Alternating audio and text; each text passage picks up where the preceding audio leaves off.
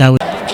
Abakyala mu kibiina kya NRM basinkanye ku kisaawe Kololo okusiima n'okwefumiitiriza ku bituukiddwako wakati mu kujjukira gye bavudde. Omukolo guno gwetabiddwako ne mukyala w'omukulembeze w'eggwanga era minisita w'ebyenjigiriza n'ebyemizannyo Janet Kataha Museveni.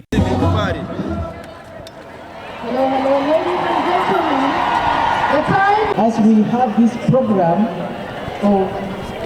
Minisita omubeezi w'ekikula ky'abantu Peace Mutuuzo asimye gavumenti olw'ekikoleddwa okulaba nga abakyala babeera banjawulo era nga bavaayo emabega muno ng'amenyeddemu eky'ebifo ebyabateerwawo okukiika mu paalamenti ng'era ono abakyala abasabye obutakola nsobi ku lunaku olw'okulonda. Obuwangwa bwaffe bwali tebukkiriza muwala okusoma nga ye yatondebwa kufumbirwa kye baali balowooza ng'omwana omuwala takwata ku ssente emwanyi byonna by'oyinza okulunda awaka nga nebyoba okoze byonna nga tosobola bitunda mu katale n'abakyala mu katale tebagendangayo ng'abaami be batunda abaami be bafuga be bakola buli kimu. Biseera ebya Milton Obote ye yagezaako naye era baalimu bakyala babiri mu paalamenti namba ey'abantu 8.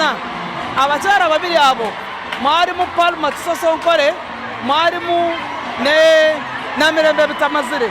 Retired Major Jessica Alupo amyuka omukulembeze w'eggwanga yeebaziza mukyala w'omukulembeze Janet Kataha Museveni olw'okubeera omusaale mu kulwanirira abakyala okulaba nga tebasigalira mabega.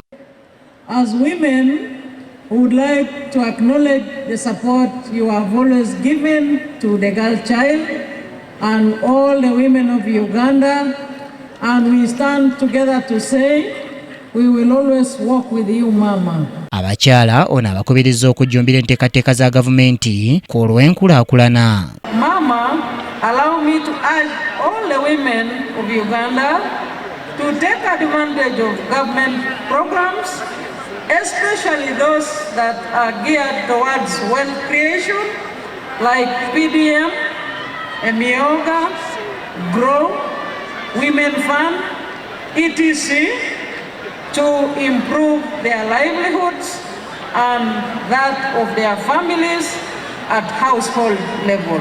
Ye Minisita Janet Kataha Museveni mu kwogera asanyukidde eky'abakyala obuteerabira kusiima gavumenti ya NRM olw'ebituukiddwako ku ludda lwabwe. God said never forget.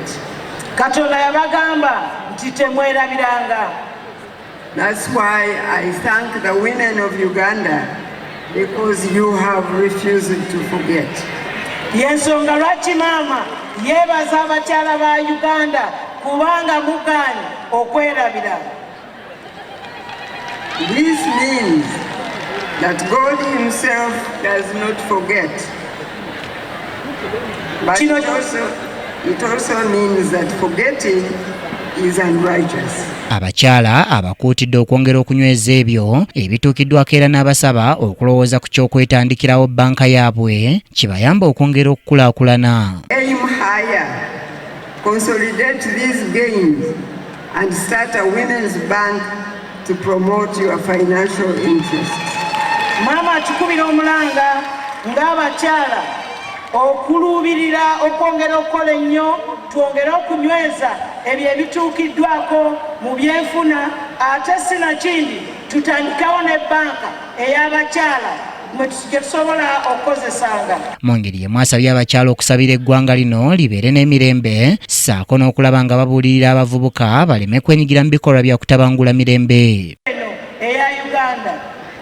We can therefore protect the peace of our country because one cannot raise dust on a cement floor, and caution the youth to desist from falling victim to those who want to draw them to the streets through dishonest messages and selfish political ambitions. Let us shame those leaders who desire to involve them in demonstrations and violence while keeping their own children abroad or behind the safety of their comfortable homes. Kyambadde Shadrack Joshua ne Kabagahe Mary Rose ku KTV Amalindire.